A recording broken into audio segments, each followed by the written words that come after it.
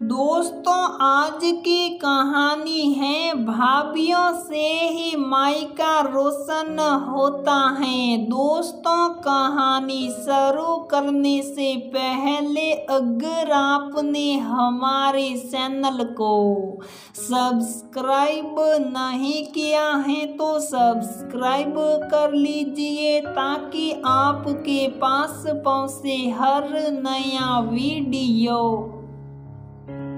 तान्या, ये क्या तरीका है बेटा अपनी भाभी से बात करने का? माना कि वह तुमसे छोटी है, लेकिन इसका मतलब ये नहीं कि तुमसे कुछ भी बोल दोगी। मायके के दरवाजे की डोरबेल बजाने ही वाली थी कि शालिनी जी ने अपनी भाभी गरिमा की आवाज सुनी।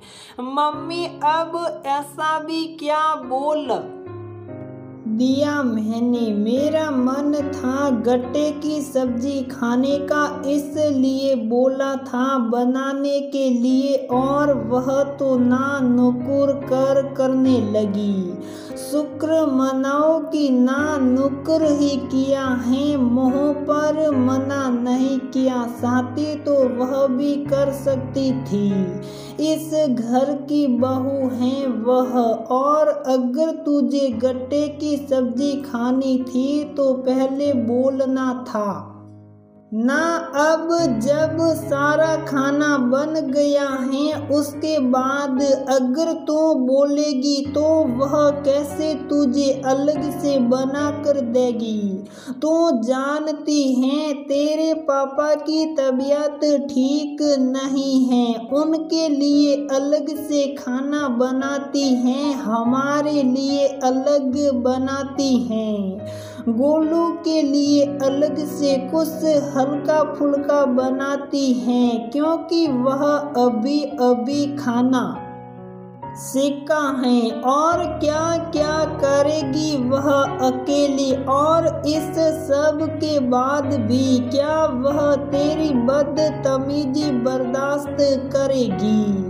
आगे से अपनी भाभी को कुछ भी बोलने से पहले 2 बार सोच लेना। मैं तो आज हूँ, कल नहीं हूँ, कोई भरोसा नहीं है, लेकिन मेरे जाने के बाद तेरी इस भाभी से ही तेरा मायका रोशन रहने वाला है। ये बात याद रखना। जैसे ही गरिमा जी और उनकी बेटी तान्या के बीच की बातचीत खत्म हुई, शालिनी जी ने डोर बेल बजाई। जहां एक तरफ उन्होंने माहौल को बिल्कुल सामान्य बनाए रखा, वहीं दूसरी तरफ शालिनी जी ने भी बड़ी सामान्य तरीके से घर में प्रवेश किया। थोड़ी बहुत बातचीत के बाद सभी ने साथ में खाना खाया और सोने चले गए, लेकिन शालिनी जी, उनकी आंखों में नींद नहीं थी। हालांकि सफर की वजह से थकावट जरूर थी, लेकिन आंखों से नींद ओझल हो चुकी थी। अपनी भाभी के कहे गए शब्द उनके कानों में बार बार गूंज रहे थे। मैं तो आज हूँ, कल नहीं हूँ, कोई भरोसा नहीं है, लेकिन मेरे जाने के बाद तेरी इस भाभी से ही तेरा मायका रोशन रहने वाला है। ये बात याद रखना। सही ही तो कहा था भाभी ने, जब तक माँ है तब तक मायका रोशन होता है, लेकिन अगर माता पिता के जाने के बाद भी मायका रोशन रखना चाहती हो तो अपनी भाभी से बना कर रखो, उन्हें प्रेम और सम्मान दो। अगर उन्हें उचित सम्मान और प्यार नहीं दिया तो कल को वह भी तुम्हें प्यार प्यार और सम्मान नहीं दे पाएगी, क्योंकि नफरत के जो बीज पहले ही बोए जा चुके हैं, समय के साथ वह एक बड़ा वट वृक्ष बन चुके होते हैं। इससे बेहतर है कि नफरत के बीजों को फूटने से पहले ही उखाड़ दिया जाए। काश की माँ ने भी यही किया होता तो आज इतना सामान्य स्वागत नहीं होता मेरा मायके में, और ना ही पूरे 5 साल बाद आई होती। हर साल आती और खूब लाड प्यार मिलता मुझे भाभी का, लेकिन मेरी गलतियों और उन गलतियों के बाद भी माँ के द्वारा मुझे सही गलत का रास्ता ना दिखाना, आज ये उसी का नतीजा है। गरिमा भाभी बिल्कुल सही कर रही हैं, जो सही समय पर तान्या को सही और गलत का पाठ पढ़ा रही हैं। काश माँ ने भी मुझे मेरी हर गलती पर डांटा होता तो भाभी का व्यवहार मेरी प्रति यूं रुका ना होता। गरिमा भाभी भी उनकी बहु तपस्या की तरह यूं ही मेहनत करती हैं, लेकिन मुझे उनकी मेहनत में भी कमियां निकालने की आदत थी। अच्छे से अच्छा व्यवहार करती थी, लेकिन फिर भी मैं उन्हें उल्टा सीधा सुना देती थी।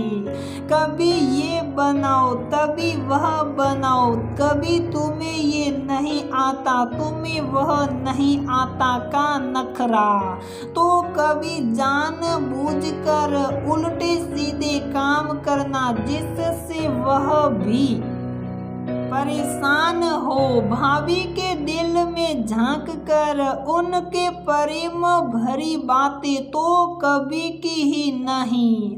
वो इस घर में खुश हैं या नहीं ये जानने की कोशिश कभी नहीं की। काम करते करते वह भी थक जाती होगी, ये कभी सोचा ही नहीं। कभी उन्हें भी सर दर्द हुआ होगा, कभी उन्हें भी तेल मालिश की जरूरत होगी, लेकिन मैंने कभी जानने की कोशिश नहीं की, बल्कि सर दर्द से परेशान भाभी को भी अपनी मनपसंद खाने की ऑर्डर दे देती थी, मानो वो इंसान नहीं कोई मशीन हो जिसकी कोई भावनाएं ही नहीं हो। लेकिन जितनी गलती मेरी थी उतनी ही गलती माँ की भी थी। वह भी तो एक बहू थी, वह भी तो एक स्त्री थी, फिर क्यों वह समझ नहीं पाई भाभी के मन की बात? क्यों उन्होंने मुझे कभी रोका नहीं? क्यों नहीं समझाया कि मैं उनके साथ गलत व्यवहार ना करूं? बल्कि माँ तो मुझे ही बढ़ावा देते हुए भाभी को 2 बातें सुना देती थी। गलत होने पर भी हमेशा मेरा साथ देते हुए भाभी की बात को काट देती थी। आज अपनी वह सब भी गलतियां मुझे याद आ रही हैं। भाभी ने तो अपनी बेटी को सीख दी थी, लेकिन आज उसे एक सीख ने मेरी भी आंखें खोल दी। जानती हूँ कि नफरत के जो बीज वृक्ष का रूप ले चुके हैं उन्हें काटने में समय लगेगा, लेकिन अब कोशिश करके मैं भी अपनी भाभी की प्यारी ननद बन जाऊंगी। बस इसी संकल्प के साथ शांत मन से ईश्वर का नाम लेकर मैं भी सो गई। अगले दिन सुबह नहा धोकर बाहर आई तो नाश्ते की टेबल पर पोहा और उपमा लगे हुए थे। दीदी बहू ने पोहा बनाया है, नाश्ते में चलेगा? भाभी ने रुका सा प्रश्न किया, क्योंकि उन्हें लगा कि हर बार की तरह मैं कोई ना कोई नखरा करके बना बनाया नाश्ता खाने से इनकार करूंगी और कोई नई चीज की फरमाइश करूंगी। लेकिन आज ऐसा नहीं होने वाला था। हाँ भाभी, बिल्कुल चलेगा।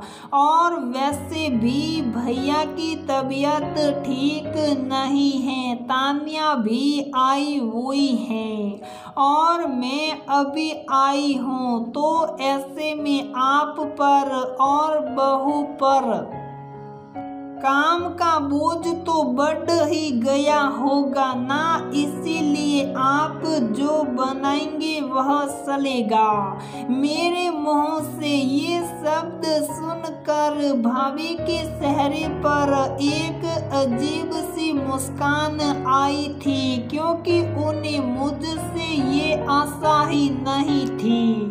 खैर, ये तो केवल शुरुआत थी। मैं तो बहुत से बदलाव करने वाली थी। बस इसी विचार के साथ मैंने नाश्ते वाले जूठे बर्तन किचन में रखे और बहू के साथ काम करने लग गई, जिसे देखकर भाभी हैरान भी थी और खुशी भी, क्योंकि बड़ों को देखकर ही तो छोटे भी सीखते हैं। और मुझे देखकर तानिया भी किचन में आ गई। घंटों का काम मिनटों में हो गया, साथ में बात सीत भी हुई। सच ही कहा था भाभी ने, भाभीयों से ही मायका रोशन होता है।